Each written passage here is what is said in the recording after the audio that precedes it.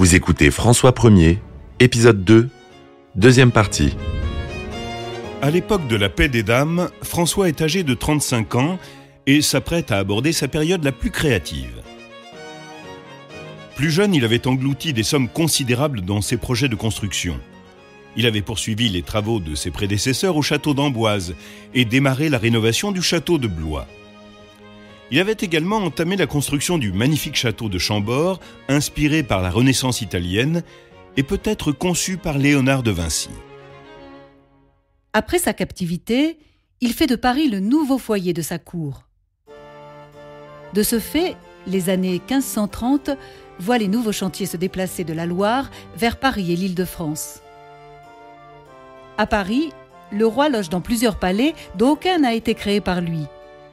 Il en arrive à détester l'hôtel des Tournelles, près de la Bastille, à l'emplacement actuel de la place des Vosges. À partir de 1534, la cour restera au Louvre. Pour les occasions importantes, François installe son trône de l'autre côté du fleuve, sur l'île de la Cité, dans la grande salle gothique du Palais Royal.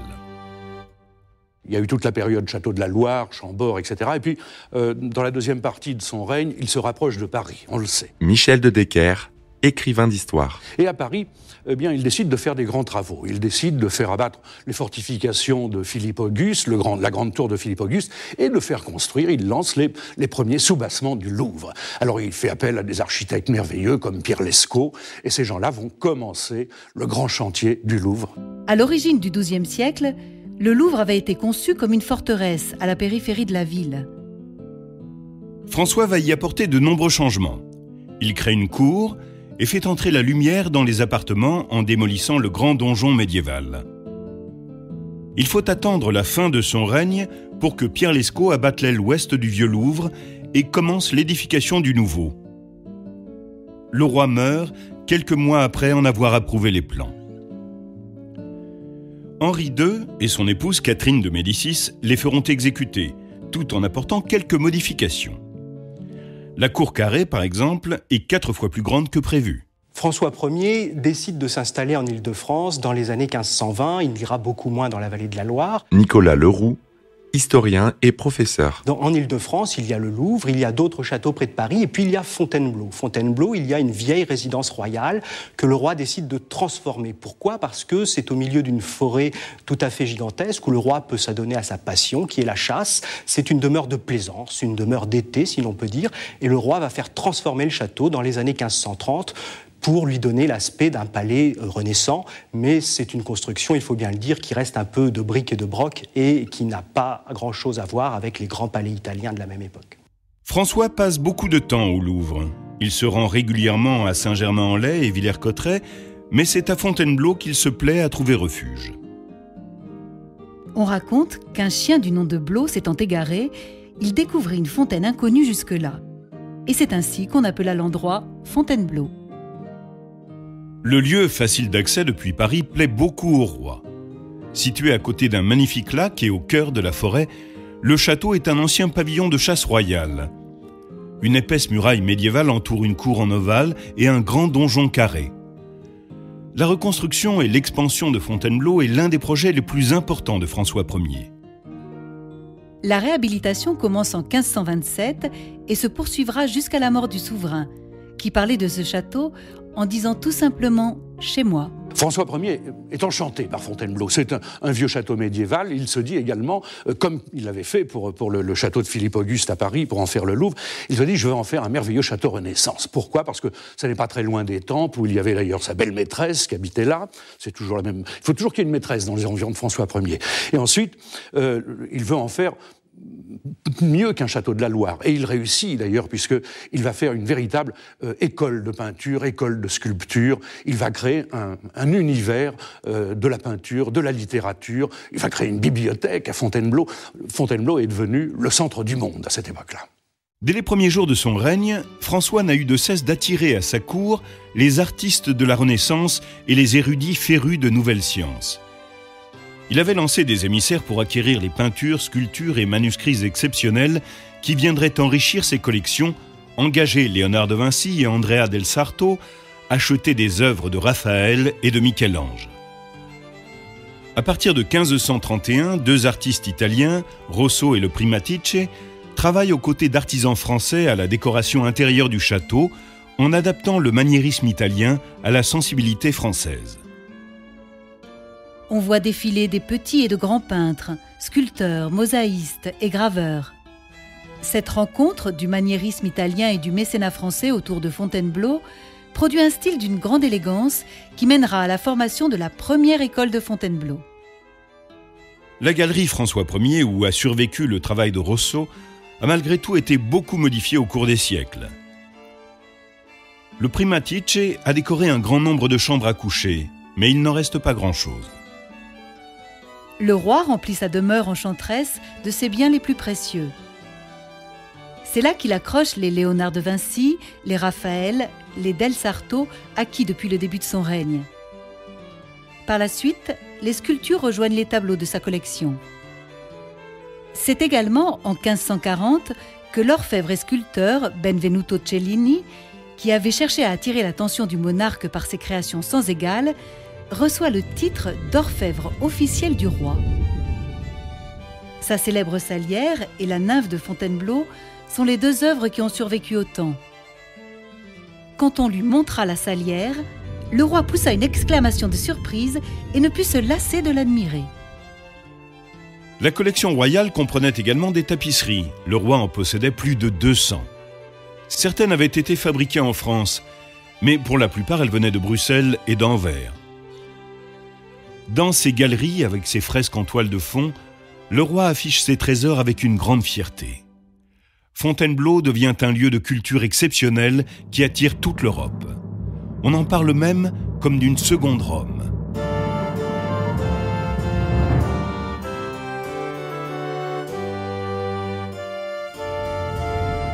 S'il se consacre à bâtir certains des plus beaux édifices au monde et à développer ses collections d'œuvres d'art, le roi n'oublie pas de cultiver son image de protecteur des lettres. Il sera même surnommé père et restaurateur des lettres. Dans la famille de François Ier, on était cultivés, on était de fins lettrés, et lui va être un fin lettré. Michel de Decker, écrivain d'histoire. Il va toujours s'entourer de poètes, d'écrivains. On songe par exemple à Clément Marot, qui était son petit préféré. Clément Marot qui a d'ailleurs été blessé lors de la fameuse bataille de Pavie. Et on songe aussi à Guillaume Budet, à qui il donne les pleins pouvoirs. Il lui donne les pleins pouvoirs à tel point que Guillaume Budet va avoir l'ambition et va réussir à réaliser la création d'une bibliothèque royale qui deviendra la Bibliothèque nationale et d'un collège qui sera le Collège de France. En 1530, il déménage la bibliothèque royale de Blois à Fontainebleau et la fait installer au-dessus de sa galerie bien-aimée. La même année, il fonde le Collège des lecteurs royaux, qui deviendra plus tard le Collège de France. Celui-ci brise le monopole de l'enseignement supérieur exercé par la Sorbonne et l'on y voit souvent dans la salle de lecture François Ier et Marguerite de Navarre. Comme en matière d'art, le roi élargit sa collection en envoyant des émissaires à l'étranger à la recherche de livres et de manuscrits rares. En 1537, il signe l'ordonnance de Montpellier, instaurant ainsi le dépôt légal qui oblige tout éditeur à remettre à la Bibliothèque royale un exemplaire de chaque œuvre.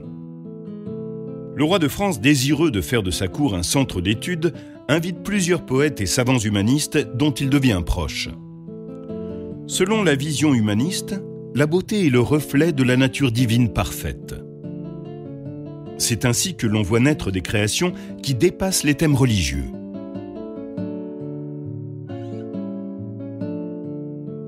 François Ier soutient également nombre de grands écrivains, comme le poète Clément Marot ou l'incomparable François Rabelais. Lui-même écrit des poèmes. Sa sœur Marguerite de Navarre est un poète de talent, dont les œuvres ont traversé le temps. François Ier, assez tôt, a eu le sentiment que le roi de France devait s'intéresser aux arts et également aux lettres. Nicolas Leroux, historien et professeur. Il est encouragé dans cette voie par sa sœur, Marguerite, qui s'intéresse à la littérature, qui est elle-même une femme écrivain.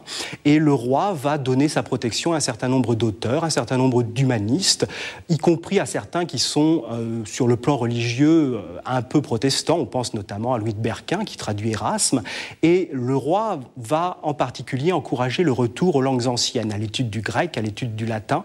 Et c'est dans cet esprit qu'il va créer ce qu'on appelle le Collège royal, ancêtre du Collège de France, où l'on va donner des charges de professeurs à un certain nombre de grands savants. Ce courant novateur est accompagné d'un nouveau danger. Ce sont les écrits de savants humanistes chrétiens qui ont appuyé les demandes de réforme de l'Église au début du XVIe siècle. Certains érudits, comme le prêtre hollandais Erasme, ont étudié les Bibles anciennes, écrites en hébreu et en grec, et constaté que le sens originel avait été perdu dans la traduction. Erasme et d'autres, comme l'allemand Martin Luther, désiraient seulement que l'on réforme l'Église catholique et non qu'elle se divise. Mais leur remise en cause des textes bibliques et leur critique de la corruption contribuent à alimenter un mouvement qui débouchera sur la réforme. Au début, sous l'influence de sa sœur Marguerite, François se montre tolérant envers ce nouveau courant et le considère même utile politiquement, car il a entraîné de nombreux princes allemands à se retourner contre Charles Quint, son ennemi de toujours. Lorsqu'il voit certains de ses amis persécutés pour avoir diffusé des idées jugées subversives, il prend leur défense. Mais le Parlement et la Sorbonne poursuivent sans relâche la mission qu'ils se sont donnée de débarrasser la France des hérétiques. Dans les années 1520, il faut bien prendre conscience du fait que l'Europe est en combustion sur le plan religieux et que la papauté est en but à une sorte de schisme, qui est le schisme luthérien.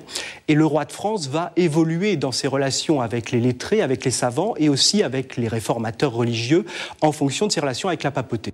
L'influence de Marguerite de Navarre sur son frère, aussi grande qu'elle soit, ne peut l'emporter face à ce qu'on a appelé l'affaire des placards et à la répression qui suit. Dans la nuit du 17 au 18 octobre 1534, des protestants placardent dans Paris et d'autres grandes villes de France des proclamations contre la messe. On en trouva même, dit-on, sur la porte de la chambre du roi et dans la boîte où il gardait son mouchoir. François Ier ne peut que revoir sa position vis-à-vis des protestants.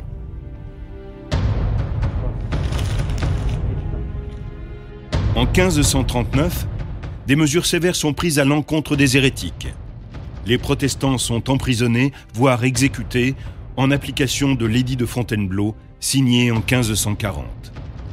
Elles se poursuivront durant tout son règne.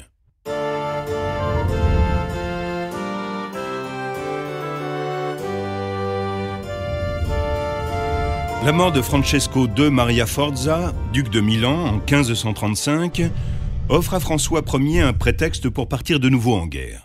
Tout au long de son règne, François Ier a rêvé d'être définitivement duc de Milan. En 1515, il a conquis le duché, puis il l'a perdu au début des années 1520, et au cours des années suivantes, il n'a eu de cesse de mener des campagnes pour y retourner, même s'il ne faisait plus la guerre forcément lui-même.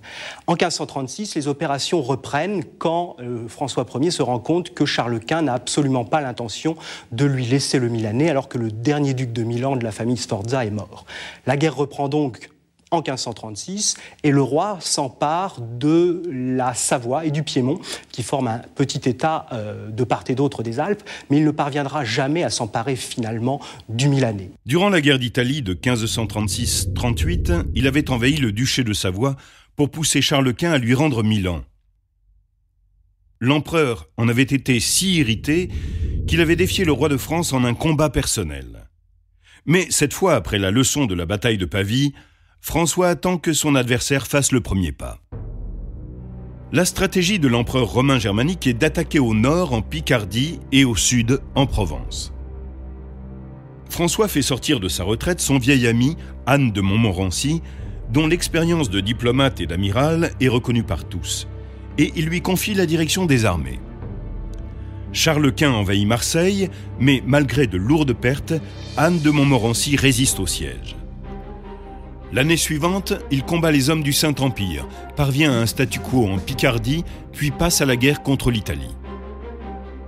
Mais son action n'est guère concluante, François Ier ne parvient pas à reconquérir Milan, mais il s'empare d'une grande partie des terres du duc de Savoie, allié de Charles Quint.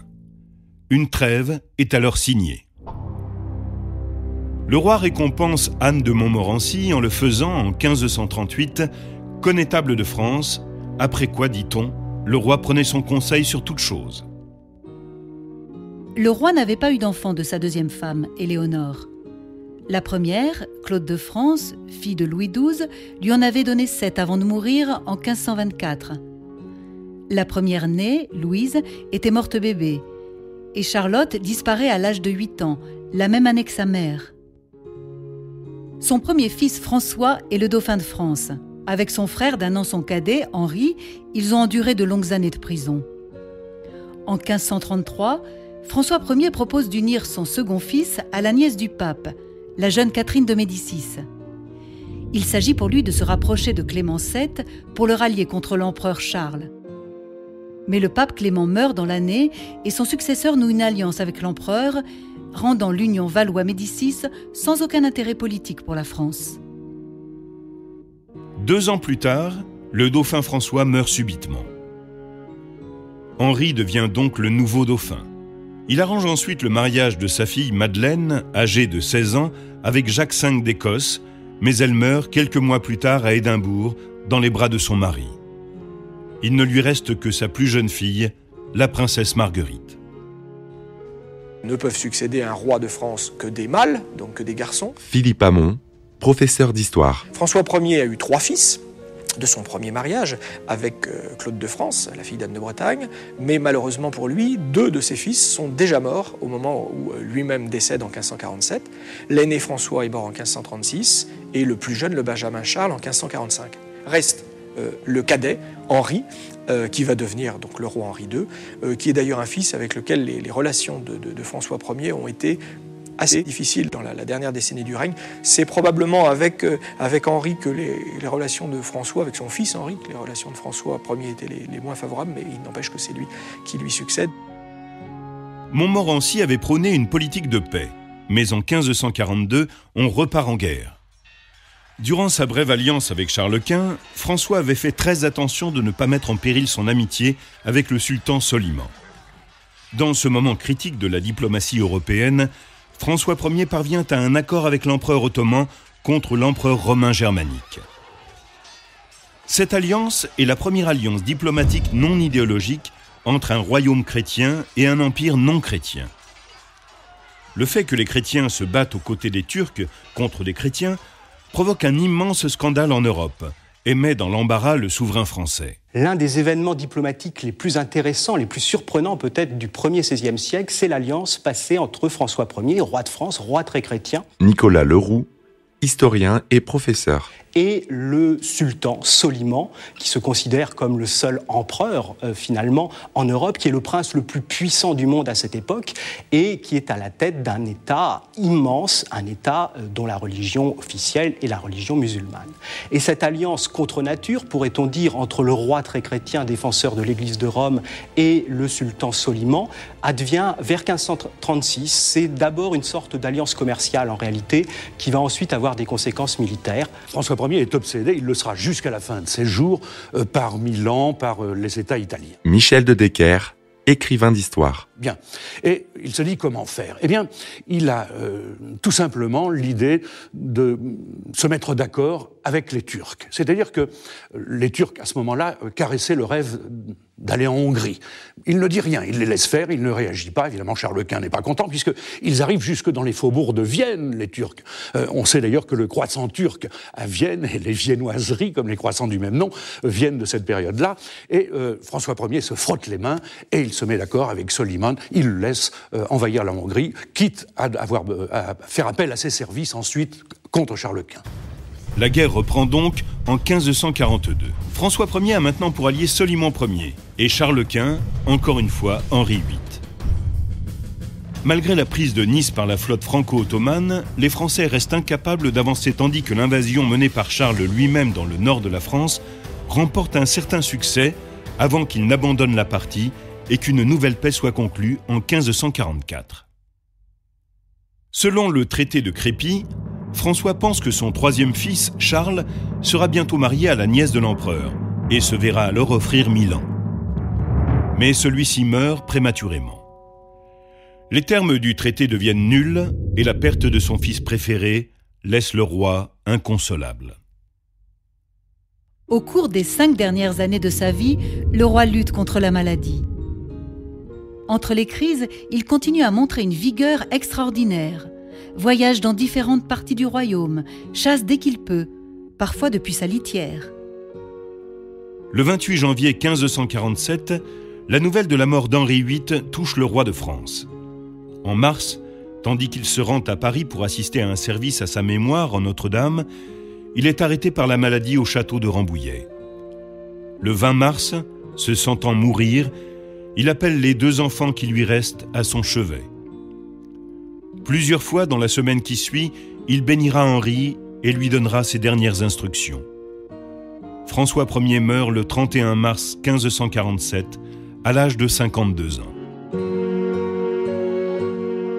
À l'âge de 20 ans, François Ier montrait des talents prometteurs de diplomate et de chef militaire. Mais la montée en puissance de Charles Quint fit pencher l'équilibre en sa faveur, et le roi de France ne parvint pas à s'adapter. Ses rêves d'expansion coûteront cher à son pays tant aimé. Sa campagne pour être élu empereur en 1519, l'extravagant camp du Drap d'Or en 1520, les années de guerre en Italie et la rançon prévue par le traité de Cambrai entraîneront la levée d'impôts drastiques et laisseront sur les champs de bataille les meilleurs soldats de France. Pourtant, François Ier ne lâchera pas son rêve d'Italie. Il montrera la même instabilité dans sa politique à l'égard de la religion. Tolérant envers la réforme, durant les premières années de son règne, il finira par laisser le champ libre à la répression. Les persécutions contre les protestants conduiront la France dans une guerre civile qui dévastera le pays pendant des années. Son règne n'aura pas connu l'agitation populaire emblématique de la fin du XVIe siècle et du XVIIe siècle, peut-être parce que, de son temps, l'économie rurale du pays a retrouvé son élan vers 1450. Mais au milieu de son règne, pourtant, on commença à voir se développer des signes d'instabilité. L'agriculture ne parvenait pas à combler les besoins d'une population croissante. L'inflation plongeait de plus en plus de gens dans la pauvreté. Le chômage et la criminalité allaient en augmentant et la couronne devait bientôt faire face à la faillite à cause des dépenses de guerre. Mais le règne de François Ier paraît pourtant d'une importance capitale. Des changements fondamentaux ont pu s'opérer dans les domaines de l'administration, de la politique, de l'économie, de l'éducation, de la religion, des explorations et surtout de la culture. Pour certains, aucun souverain depuis Charlemagne n'avait eu une influence plus grande sur la civilisation de la France. François Ier n'est pas connu pour ses rêves héroïques datant du Moyen-Âge, mais pour la vie intellectuelle et artistique de sa cour. Sa grandeur réside dans son rôle de mécène de la Renaissance française. Lorsqu'il naquit, en 1494, la France était encore gothique. Lorsqu'il est mort, en 1547, la Renaissance française était proche d'atteindre son apogée. Il avait réalisé là un exploit. Peu de règnes ont laissé un héritage culturel aussi marquant. Aucune époque n'a davantage vénéré l'étude que la Renaissance. Les érudits s'efforçaient alors de redécouvrir la sagesse perdue de l'Antiquité, en revisitant de manière approfondie l'art et la littérature de la Grèce et de Rome. Et aucun roi ne s'est senti aussi proche de la période antique. Vous venez d'écouter Roi de France. Si vous avez aimé ce podcast, vous pouvez vous abonner sur votre plateforme de podcast préférée et suivre Initial Studio sur les réseaux sociaux. Roi de France est un podcast coproduit par Initial Studio et Merapi, adapté de la série documentaire audiovisuelle éponyme produite par Merapi. Cet épisode a été écrit par Thierry Bruand et Dominique Mougenot. Il a été réalisé par Dominique Mougenot. Production exécutive du podcast, Initial Studio. Production éditoriale, Sarah Koskiewicz et Mandy Lebourg, assistée de Sidonie Cotier. Montage, Camille Legras. Avec la voix de Morgane Perret.